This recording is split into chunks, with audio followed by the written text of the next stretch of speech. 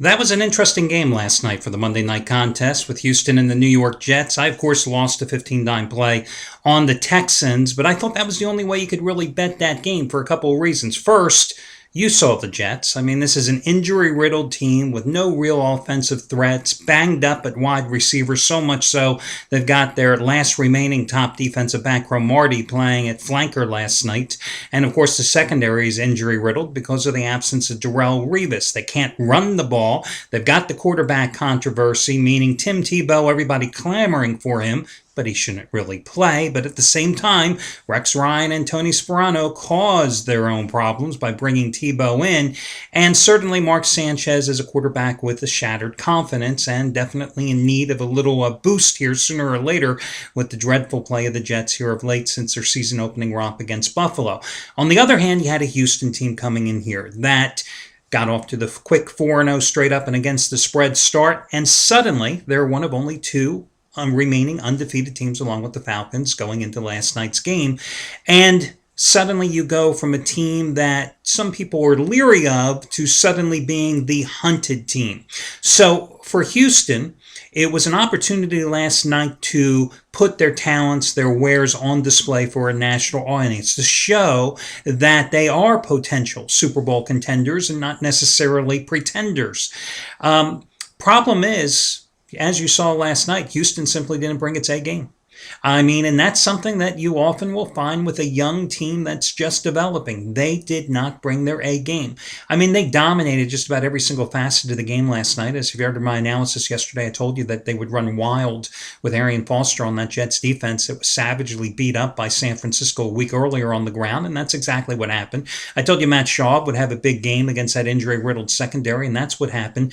But they simply let the Jets hang around. And that's why the Jets got the cover. It's not because they played that well, but it's because Houston did not play that well.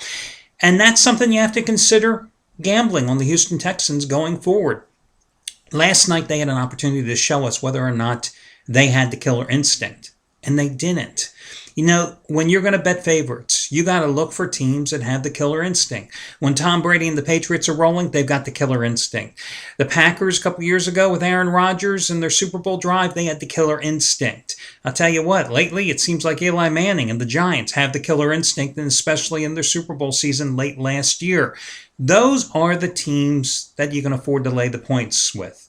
You know, the Texans, I was willing to give them a shot here last night, and they obviously failed. Now, it'll be interesting to see how they fare when they take on a Green Bay Packers team that is wounded after blowing the 21-7 lead at Indianapolis on Sunday at home in Houston this next weekend on Sunday night, especially after last night, a team that was 0-5 in primetime games, 0-3 on the Monday night airwaves, simply not showing up to play, not giving it 100% effort, and a team that lost Brian Cushing as well last night, probably for the season. He's having MRI today, but it looks like an ACL or MCL tear, and that'll end his season.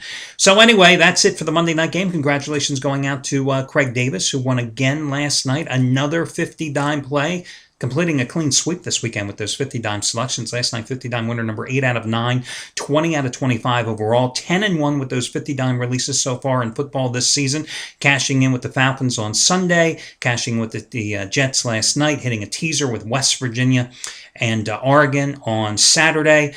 Going for winning day number 20 out of 28 overall today. Last 27 days, a $10 better on all sports has won $4,080. And in the NFL alone, going back to last season, $10 bettors are now up $8,255. Unfortunately, Shawn Michaels, who had another big monster 100-dime play last night, did not cash in after scoring with the Saints on Sunday night, could not deliver with the Astros. The Texans last night, 22-7 run, however, for Shawn Michaels with his 100-dime NFL releases, and he's won 20 of his last 30 NFL plays overall. So it's not exactly like the guy has been struggling either, already 8-4 with those 100-dime releases so far this season.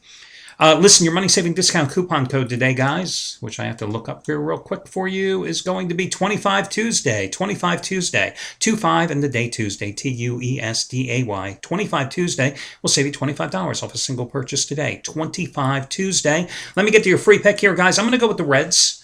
to wrap up their series against the Giants after taking the first two, 5-2, 9-0. It's kind of ironic. A Reds team known for their offense most of the season really struggled in the final 6 weeks of the regular season, putting runs on the board. And here they come out and start the playoffs with a 14-run outburst after scoring just 3 runs twice, more than 3 runs twice in their prior 12 games. Now, they have not supported Homer Bailey with much offense here. They've only scored 15 runs in his last 8 starts. Bailey, of course, 2 starts ago, the no-hitter.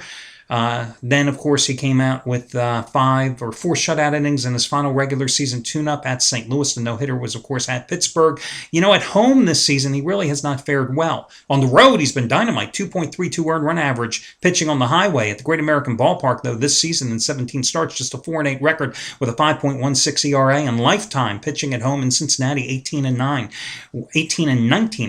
1 game under 500 with an ERA of 5.13. But when you throw a no-hitter a couple of starts ago and you finish the regular season on the roll, your team is up 2-0 in the best-of-5 series, I'll back you as a 140 favorite as a free pick. I have no problems with it, even though your ERA in 5 career starts against the Giants is 5.59. This is simply a Giants team that never envisioned finding themselves with their offense this season. How well they hit after the All-Star break, even after Melky Cabrera was suspended, being in a 2-0-2 hole. Going with Ryan Vogelsong. Now, the Ryan Vogelsong of the first half of the season, I would have taken him as a dog. The Ryan Vogelsong we got in the second half of the season, no way. True, in his final 3 starts, he only allowed 1 run in 23 innings pitched. But keep in mind, in his 7 starts prior to that, he worked 29 and 2/3 innings and gave up 34 runs earned. That's a 10.32 earned run average. 3 final starts of the season doesn't mean he's regained his early season form. So I'll go with the Reds, 140 as your free pick. Good luck, everybody, and I'll catch you again on Wednesday.